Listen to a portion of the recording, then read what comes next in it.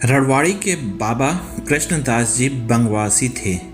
संपन्न ब्राह्मण कुल में उत्पन्न हुए थे।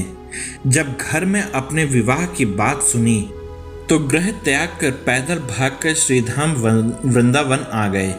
जिस समय वृंदावन आए थे उस समय वृंदावन भीषण जंगल था।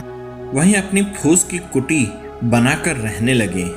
केवल एक बार ग्राम में मधुकरी मांग लाते थे।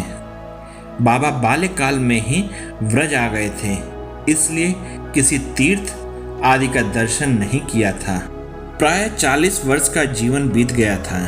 एक बार मन में विचार आया कि 4 धाम यात्रा कर आऊं, किंतु प्रिया जी ने स्वप्न में आदेश दिया कि धाम को छोड़कर अन्यत्र कहीं मत जाना, यहीं रहकर भजन करो, यही तुम्हारे सर्व सिद्धि लाभ होंगे।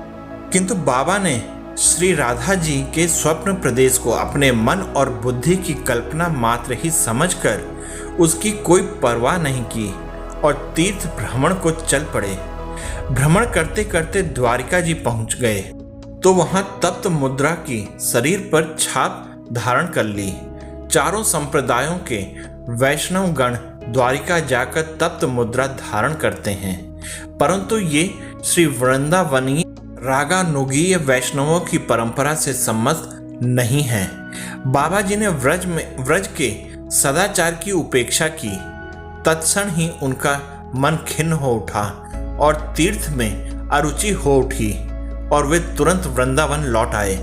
जिस दिन लौट कर आए उसी रात्रि में श्री प्रिया जी ने पुनः स्वप्न दिया और बोली, तुमने द्वारिका की तप्त मुद्रा ग्रहण की है, अतः तुम अब सत्यभामा के परिकर में हो गए हो।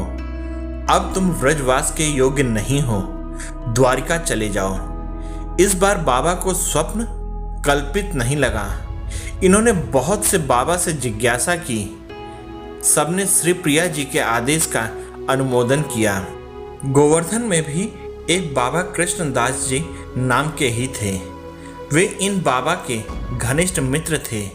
एक बार आप उनके पास गोवर्धन गए तो उन्होंने गाढ़ आलिंगन किया और पूछा, इतने दिनों तक कहाँ थे? तो बाबा ने कहा कि द्वारिका गया था और अपनी तप्त मुद्राएं भी दिखाई। ये देखते ही बाबा अचानक ठिठक गए और लंबी सांस लेते हुए बोले, ओहो, आज से आपके स्पर्श की मेरी योग्यता भी विनष्ट हो गई।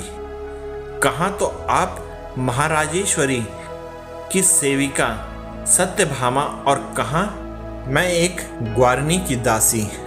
इतना सुनते ही बाबा एकदम स्तंभित हो गए और प्रणाम करने वापस लौट आए और इनको सब वैष्णवों ने कहा, इसका कोई प्रतिकार नहीं, परंतु श्री प्रिया जी के साक्षात आदेश के ऊपर भी क्या कोई उपदेश मन बुद्धि के गोचर हो सकता है? हताश हो कुटिया में प्रवेश कर इन्होंने अन्न जल त्याग दिया। अपने किए के अनुताप से श्री प्रिया जी के विरह से हृदय जलने लगा। कहते हैं इसी प्रकार 6 महीने तक रहे।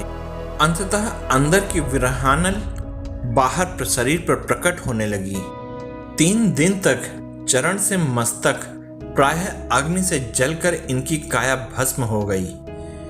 अचानक रात में सिद्ध बाबा जगन्नाथ दास जी, जो वहीं पास में ही रहते थे, उन्होंने अपने शिष्य श्री बिहारी दास जी से कहा, देखो तो इस बाबा की कुटिया में क्या हो रहा है। उसने बताया कि रड़वाड़ी के बाबा की देह जल रही है। भीतर जाने का रास्ता नहीं था, अंदर से सांकल बंद थी। सिद्ध बाबा समझ गए और बोले, ओह विरहनल। इतना कहकर बाबा की कुटिया के किवाड़ तोड़कर अंदर गए और व्रजवासी लोग भी गए। सबने देखा कंठ पर्यंत तक अग्नि आ चुकी थी। बाबा ने रुई मंगवाई और 3 बत्तियां बनवाई और ज्यों ही उन्होंने उनके माथे पर रखी कि एकदम अग्नि ने आगे बढ़कर सारे शरीर को भस्मात कर दिया। जगन्नाथ बाबा ने वहाँ के लोगों से बोला, तुम्हारे गांव में कभी दुख ना आएगा, भले ही चारों ओर महामारी फैले। और आज भी बाबा की वाणी का प्रत्यक्ष प्रमाण देखा जाता है। इस घटना को 100 वर्ष हो गए। आज भी सिद्ध बाबा की समाधि बनी हुई है और व्रजवासी जाकर प्रार्थना करके जो भी मांगते हैं मनोकामना पूरी होती है। धन्य है ऐसे राधा रानी जी के दास और उनकी व्रज निष्ठा, जो शरीर तो छोड़ सकते हैं पर श्री धाम वृंदावन नहीं। आप लोगों को ये कहानी कैसी लगी कृपया कमेंट करके मुझे अवगत कराइएगा। साथ ही आप इस कहानी में मेरे साथ बने रहे, इसके लिए आप सबका बहुत बहुत हृदय से धन्यवाद और जय हिंद दोस्तों।